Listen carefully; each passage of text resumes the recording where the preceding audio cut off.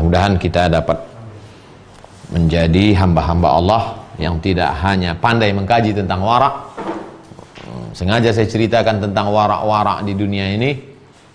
Bagaimana dengan di Indonesia Pak Ustadz? Ada, di Indonesia masih ada orang yang tidak mau makan nasi kalau berasnya tidak dia tanam sendiri. Ditanamnya sendiri depan rumahnya, disiramnya sendiri, lalu kemudian digilingnya sendiri, berasnya itu dimasak. Ada. Airnya juga digali sendiri, mata airnya ada. Dan saya jumpa dengan orang seperti itu. Tapi tidak mau dipoto, tidak mau diekspos. Dijumpakan Allah saya dengan orang-orang itu supaya saya yakin dalam menyampaikan kebenaran bahwa orang warak itu tetap ada sampai hari kiamat nanti insyaallah. Walaupun kita tidak sampai seperti mereka, berharap mudah-mudahan masuk digolongkan kepada golongan mereka insyaallah. Amin ya rabbal alamin. Kita lanjutkan pertemuan besok. Sebelum itu kita akan jawab beberapa pertanyaan.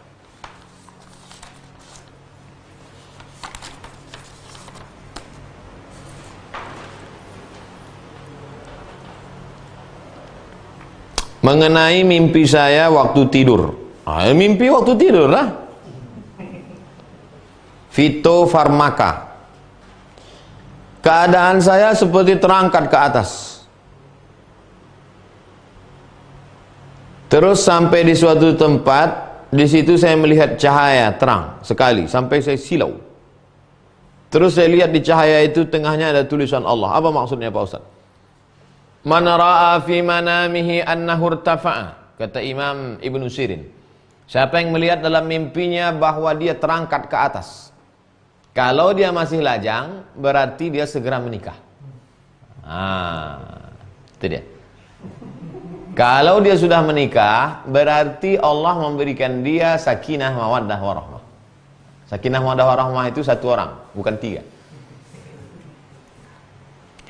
Lalu kemudian apa makna melihat cahaya dalam mimpi? Cahaya itu nur, lawannya zulmah. Cahaya itu hidayah. Maka orang yang melihat cahaya berarti dia mendapatkan hidayah. Apa makna dalam cahaya itu ada tulisan Allah? Berarti cahaya itu datang dari Allah, bukan dari syaitan. Itulah makna mimpi yang kau lihat. Tapi insya Allah maknanya baik. Dua, akhwat dari Penang. Bagaimana hukumnya suami meminta istrinya 3 orang untuk mencampuri istrinya itu dalam satu waktu, satu tempat? Jika istrinya menolak, apakah termasuk perbuatan berdosa? Bagaimana jika suaminya marah, lalu minta istrinya yang menolak itu pergi dari rumah karena tak mau memenuhi permintaannya? Macam-macam suami zaman sekarang. Maka pilihlah suami yang ngaji, yang soleh, supaya kau tak menderita dengan permintaan-permintaannya. La yanzurur rajulu ila auratir rajuli. Tidak boleh, haram hukumnya seorang laki-laki melihat aurat laki-laki lain. Aurat terbagi dua, ada aurat ringan, ada aurat mughallazah, aurat berat.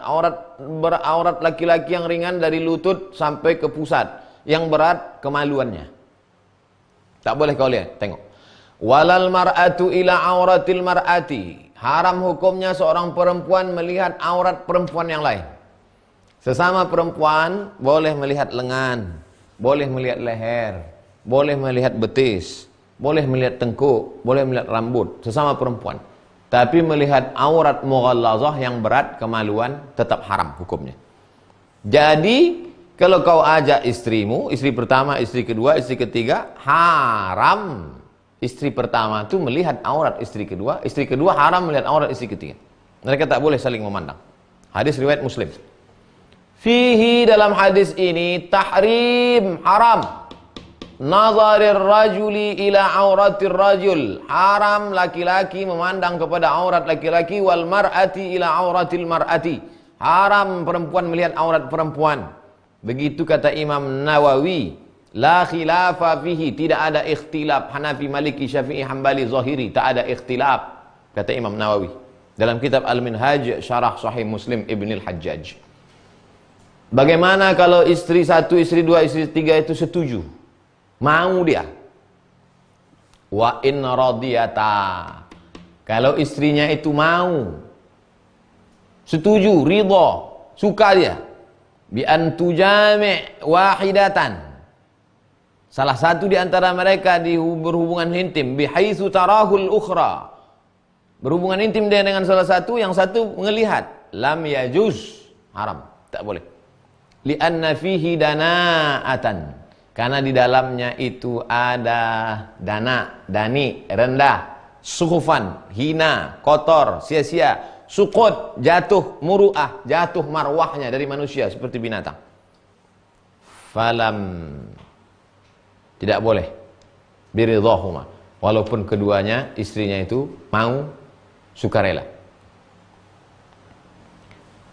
Wala yujami, tidak boleh seorang suami berhubungan intim dengan istrinya bihaitsu yarahuma ahadun, ditengok orang lain. Bagaimana kalau saya berhubungan dengan istri pertama tapi ditutup pakai kain? Au yasma'u hissahuma, ditutupnya pakai kain tapi suaranya kedengaran. Wala yuqabbiluha, tak boleh dia menciumnya. Wa yubashiruha, berhubungan dengannya. Indan nas, ditengok orang. Imam Ibnu Qudamah. Hai suami, jangan kau minta yang tidak-tidak pada binimu. Hai istri, jangan kau mau. Tak tahu, sudah ku kasih tahu. Dituntutnya juga, la ta'ata li makhluqin fi maksiatil khaliq. Tidak ada ketaatan kepada makhluk kalau menyebabkan maksiat kepada khaliq Allah Subhanahu wa taala. Suami sudah tahu, istri sudah tahu. Tetap juga dia ngotot, ngeyel, memaksa si suami, maka kau lapor kepada walimu, wahai istri. Ayahmu, kakekmu, abangmu, adikmu, abang ayahmu, adik ayahmu, lapor ke wali. Aku tak ada wali, melapor kau ke hakim. Hakim mahkamah syariah.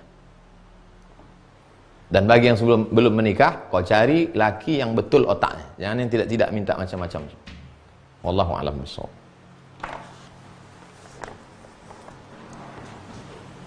Dari Ibu Inah Nurul. Assalamualaikum Ustaz. Waalaikumsalam.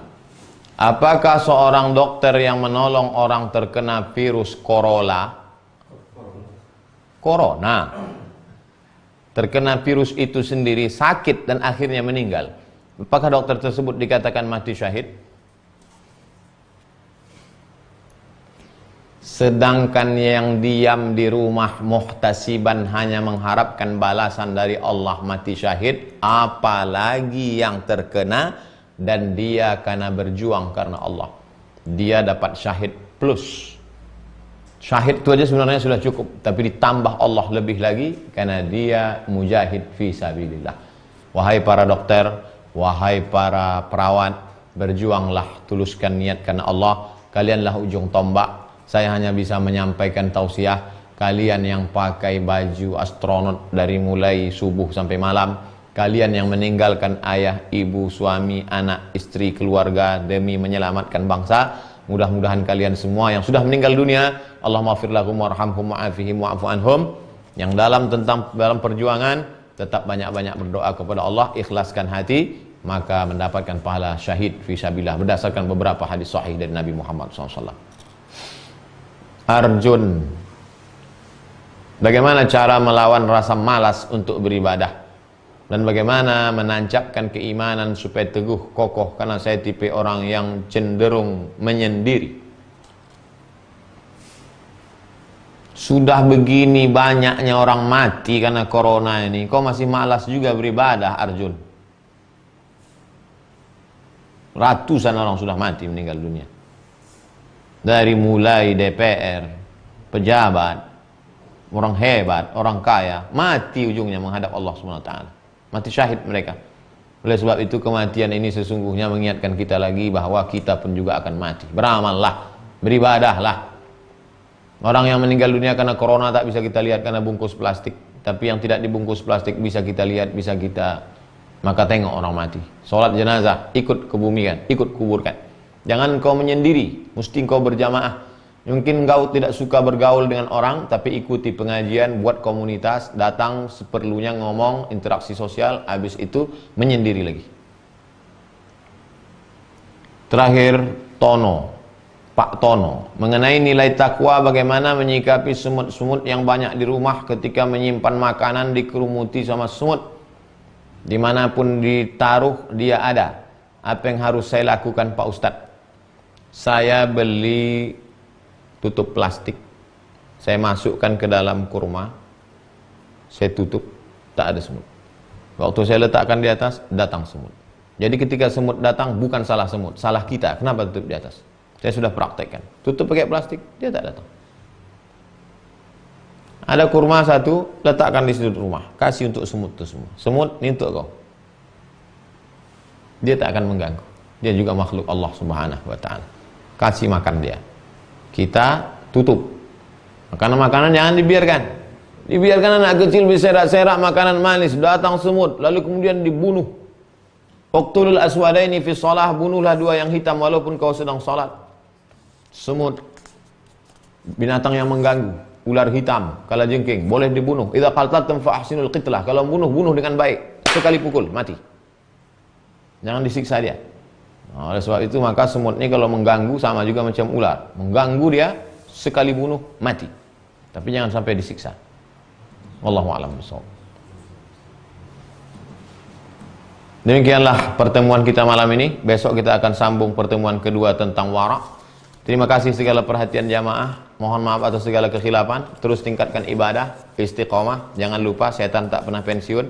Subhanakallahumma wa bihamdika asyhadu an la ilaha illa anta astaghfiruka wa atubu ilaik. Wassalamualaikum warahmatullahi wabarakatuh.